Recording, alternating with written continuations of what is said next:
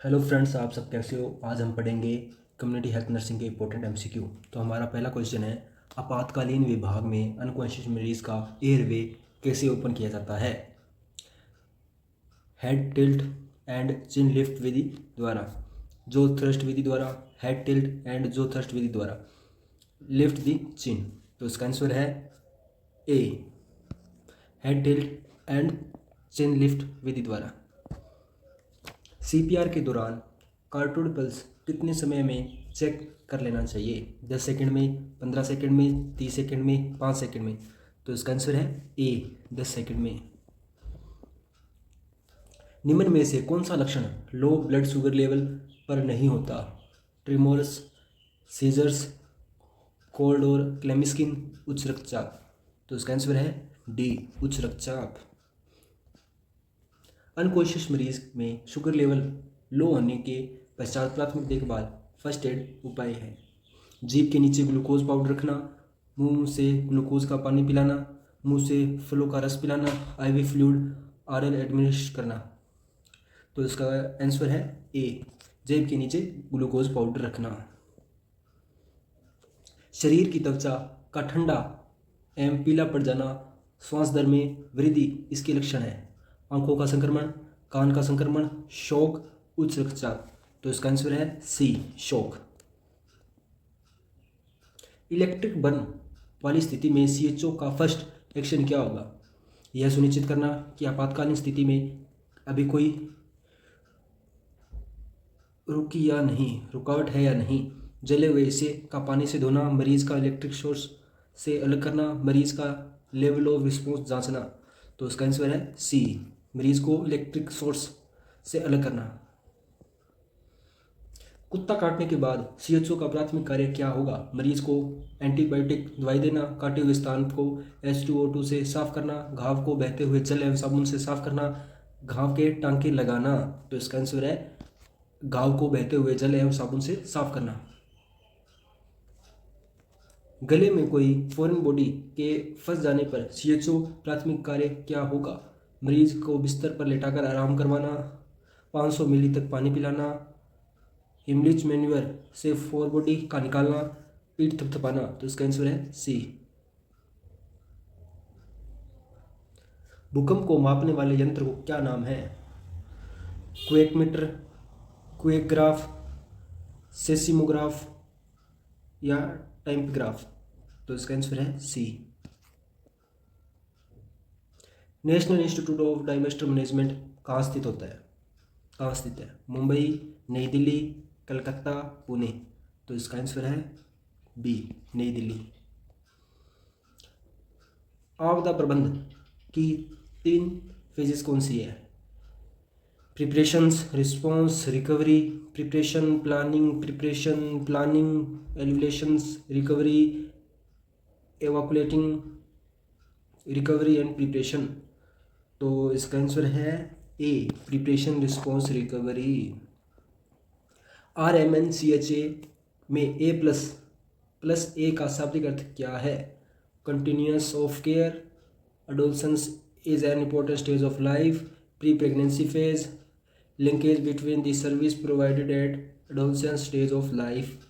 तो इसका आंसर है बी। भारत की 2019 में इन्फेंट मोर्टलिटी रेट कितनी हो रही है।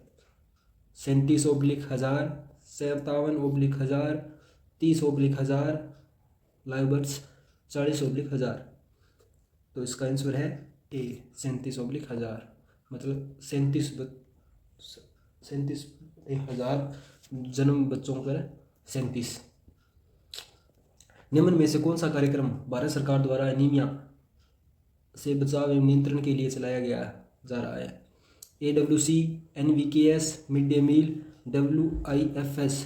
तो इसका आंसर है डी। घर पर जन्मे बच्चे के जन्म के पश्चात स्वास्थ्य कार्यकर्ता द्वारा कम से कम कितने विजिट किए जाने चाहिए। तो इसका आंसर है, ऑप्शन है इसके 4 विजिट, 5 विजिट, 6 विजिट, 10 विजिट। तो इसका आंसर है सी, 6 विजिट। EDD ज्ञात करने का सूत्र, expected date of delivery, LMP, plus 9 month LMP plus 9 month plus 7 days LMP plus 9 months plus 7 week LMP plus 9 months plus 10 दिन। तो इसका आंसर है बी। WHO के अनुसार गर्भावस्था के दौरान ANC के कम से कम कितनी विजिट होनी चाहिए? तो इसका ऑप्शन है 6 विजिट, 4 विजिट, 2 विजिट, 5 विजिट। तो इसका आंसर है बी, 4 विजिट। वर्तमान में 2022 में ICN के प्रेसिडेंट कौन है? Andy Kennedy, doctor Tedros Adhanom, Bill Gates, Henrietta H Fore. तो इसका आंसर है ए। वर्तमान 2022 में WHO के डायरेक्टर कौन है? Andy Kennedy, doctor Tedros Adhanom, Bill Gates, Henrietta H Fore. तो इसका आंसर है बी। वर्तमान 2022 में यूनिसेफ के डायरेक्टर कौन है? Andy Kennedy, doctor Tedros Adhanom, Catherine M Brussels, Henrietta H Fore. तो इसका आंसर है सी। BMI ज्ञात करने का सूत्र क्या है? BMI height in metre square, weight in KG. BMI weight in KG, height in metre, weight in LBS, weight in feet, height in feet, weight in KG, height in centimetre. तो इसका answer है B. WIFS कार्यक्रम के तहत कितने ग्राम की iron एवं folic acid की गोलियां वितरित की जाती है? 100 mg iron, 500 mcg folic acid, 500 mg iron, 100 mg folic acid, 100 mcg iron, 500 mg folic acid, 500 mg iron, 500 mg folic acid. तो इसका आंसर है ए। WIFS कार्यक्रम में इनमें से कौन सा विकल्प टारगेट एज ग्रुप नहीं है? गर्भवती एवं दूध पिलाती माताएं, किशोर बालक एवं बालिकाएं, 15 से 45 वर्ष की आयु की महिलाएं, out of school adolescents girls. तो इसका आंसर है ए। पोषण अभियान या एनीमिया मुक्त भारत अभियान में टारगेट ग्रुप कौन सा है? कौन सा टारगेट ग्रुप कौन सा नहीं है? Children, adolescent girls and boys, women of reproductive age, pregnant and lactating women, all of the above. तो इसका आंसर है D, all of the above. Next question, 6x6x6 strategy कौन से कार्यक्रम से संबंधित है? नरेगा कार्यक्रम, GSSY कार्यक्रम, एनीमिया मुक्त भारत कार्यक्रम से, राष्ट्रीय ग्रामीण स्वास्थ्य कार्यक्रम से। तो इसका आंसर है सी, एनीमिया मुक्त भारत कार्यक्रम से। एनीमिया मुक्त भारत कार्यक्रम 2018 के अंतर्गत गर्भवती महिलाओं में आयरन एवं फोलिक एसिड की कितनी मात्रा दी जाती है? 60 mg iron, 500 mcg folic acid, 60 mg iron, 500 mcg folic acid. ये सेम होगा ना? 60 mg folic acid, 500 mcg iron,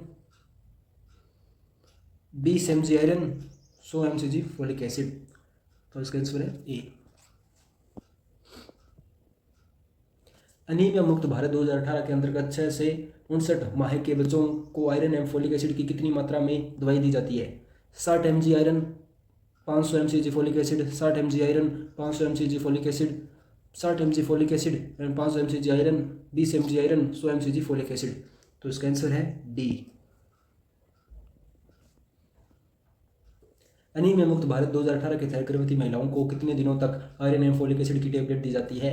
100 दिन के लिए, 150 दिन के लिए, 180 दिन के लिए, उपयुक्त में से कोई नहीं। तो इसका आंसर है सी, 180 दिन के लिए। एनीमिया मुक्त भारत 2018 कार्यक्रम के तहत पेट में कीड़ों को मारने के लिए हेल्बेंडाजोल की टेबलेट वर्ष में कितनी बार दी जाती है? 1 बार, 2 बार, 3 बार, 4 बार। तो इसका आंसर है बी, 2 बार। एनीमिया मुक्त भारत कार्यक्रम 2018 के तहत 2 वर्ष से अधिक आयु वर्ग के बच्चों को एल्बेंडाजोल दवाई की कितनी मात्रा दी जाती है? 200 mg, 400 mg, 1000, 100 mg, 600 mg। तो इसका आंसर है बी, 400 mg। एनीमिया मुक्त भारत कार्यक्रम 2018 के तहत 2 वर्ष से कम आयु वर्ग के बच्चों को एल्बेंडाजोल दवाई की मात्रा कितनी दी जाती है? 200 mg, 400 mg, 100 mg, 600 mg। तो इसका आंसर है 200 mg। WHO के अनुसार भारत में गर्भवती महिलाओं में एनीमिया माना जाता है तब हीमोग्लोबिन की मात्रा कितने से कम हो जाती है?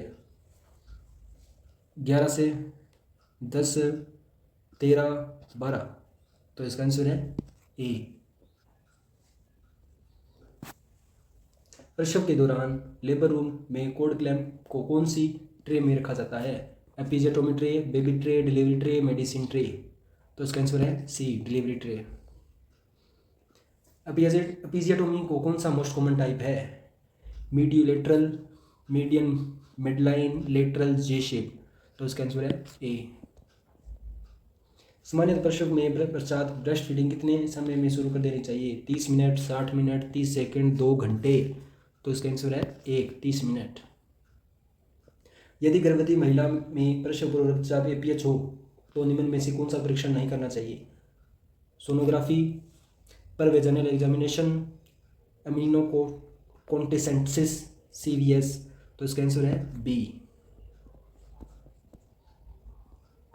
प्रसव के पश्चात 6 सप्ताह तक यदि कोई रक्तस्राव होता है तो क्या कहलाता है? APH, PPH, both A and B, eclampsia. तो इसका आंसर है B, PPH, postpartum haemorrhage. Postpartum haemorrhage PPH का मुख्य कारण क्या है? Rupture uterus, uterine detachment, atonicity of uterus, uterine scar. तो इसका आंसर है सी। प्रसव पश्चात रक्त की कितनी मात्रा तक स्राव होने पर उसे पोस्टपार्टम हेमरेज कहा जाता है? 1000 ml, 500 ml, 2000 ml, 100 ml। तो इसका आंसर है बी, 500 ml। एक्लेम्शिया के उपचार के लिए मोस्ट कॉमन ड्रग कौन सी है? Sodium nitroprusside, dopamine, magnesium sulphate, amlodipine. तो इसका आंसर है बी, सॉरी बी है, मैग्नीशियम सल्फेट, ये नहीं है। निम्न में से कौन सी IUCD प्रत्येक 10 वर्ष तक बदलनी चाहिए?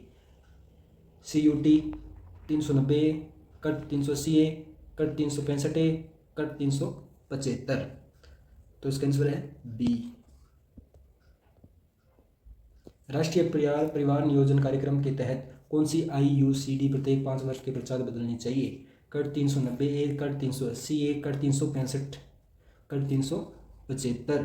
तो इसका आंसर है डी। निम्न में से नॉन हार्मोनल कॉन्ट्रासेप्टिव का उदाहरण है? छाया एवं सहेली, माला D, माला N। उपयुक्त में से कोई नहीं। तो इसका आंसर है ए, छाया एवं सहेली। स्त्रियों में प्रेग्नेंट कॉन्ट्रासेप्टिव मेथड को क्या कहा जाता है? Tubectomy, vasectomy, mastectomy, स्टेक्टोमी।